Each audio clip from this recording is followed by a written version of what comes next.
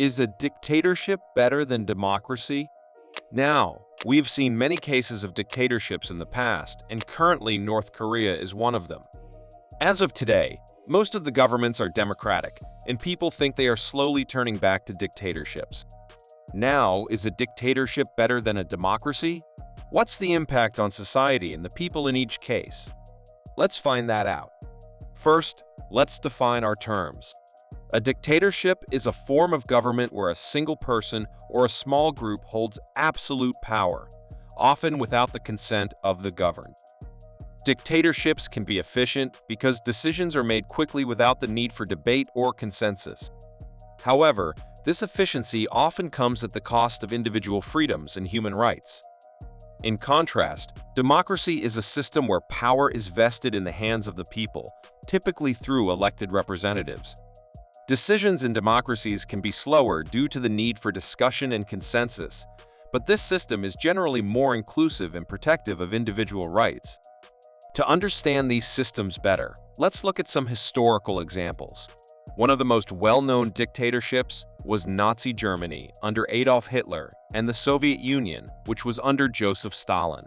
Contrasting these with democratic examples, we can look at countries in Western Europe and North America post-World War II.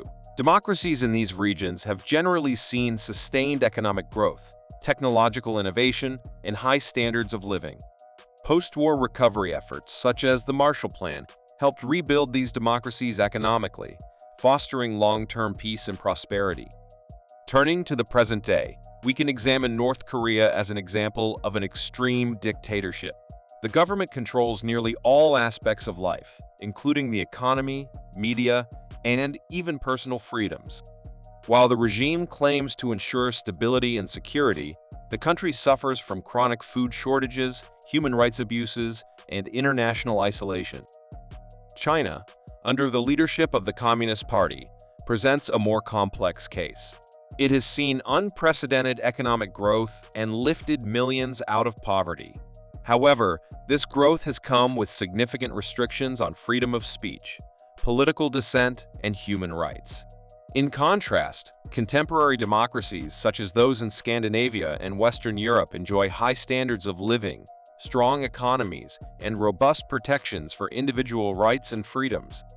They also face challenges such as political polarization and slower decision-making processes. However, their systems allow for public participation and accountability, which can lead to more sustainable and equitable outcomes. Proponents of dictatorship often cite efficiency as a key advantage. Without the need for lengthy debates and elections, decisions can be made swiftly, which is particularly beneficial during crises.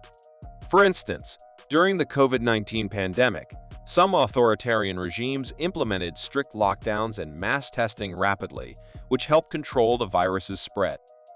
Another argument is that dictatorships can drive rapid economic growth. By directing resources and labor towards large-scale projects, dictatorships can transform economies swiftly. China's economic rise over the past few decades is often cited as an example, with the government implementing policies that have turned it into the world's second-largest economy.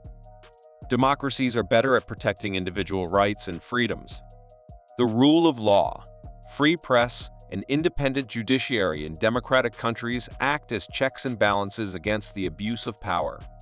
For example, in many democratic nations, citizens have the right to protest, freedom of speech, and the ability to hold their leaders accountable through regular elections. Furthermore, democracies tend to foster more sustainable development. Since leaders are accountable to the people, there is often more emphasis on policies that benefit the broader population. Countries known for their democratic governance often have some of the highest standards of living and well-being in the world. Their focus on social welfare, education, and healthcare has led to highly sustainable and equitable societies. Dictatorship and democracy also profoundly impact people and society in various ways. In a dictatorship, the centralization of power often leads to limited personal freedoms and restricted civil liberties. Citizens may experience censorship, lack of free speech, and suppression of political dissent. The absence of checks and balances can result in abuses of power, with little recourse for those affected. The lack of political plurality can stifle innovation and critical thinking, as the populace may fear retribution for challenging the status quo. However, some argue that the stability and order provided by a strong central authority can lead to rapid development and efficient crisis management. On the other hand, democracy typically fosters a more open and participatory society. People have the right to express their opinions, assemble freely, and participate in the political process. This inclusivity often leads to more equitable policies and greater protection of human rights. The presence of multiple political parties in regular elections encourages accountability and transparency. However, the democratic process can be slow and cumbersome, sometimes leading to gridlock and inefficiencies in governance. Additionally, the freedom to express diverse opinions can sometimes result in social polarization and conflict. Many countries today exhibit characteristics of both systems, known as hybrid regimes. These countries have democratic structures but authoritarian practices. Russia, for instance, holds elections, but they are often criticized for lacking fairness and transparency. This hybrid nature poses unique challenges and blurs the lines between dictatorship and democracy. Additionally, democracy is not without its challenges. The rise of populism and political polarization in many democratic countries threatens the stability and effectiveness of these systems. Several democratic nations have faced significant political division in recent years, challenging the very foundations of their democratic institutions. Conversely, the dark side of dictatorship is the potential for severe human rights abuses. In countries like Syria, the quest for power has led to brutal civil wars, massive loss of life, and displacement of millions. The lack of accountability in such regimes often results in catastrophic consequences for the populace. Ultimately, the choice between dictatorship and democracy impacts every aspect of life, from individual freedoms and human rights to economic development and social stability. Each system has its trade-offs, and the effectiveness of either depends largely on the context in which it is implemented and the values of the society it governs. When weighing the pros and cons of dictatorship versus democracy, it's clear that both systems have their strengths and weaknesses. Dictatorships can achieve rapid change and maintain order. Democracies promote inclusivity and protect rights, but can be slow to act and face challenges like political polarization. In the end, the better system depends on the values we prioritize as a society.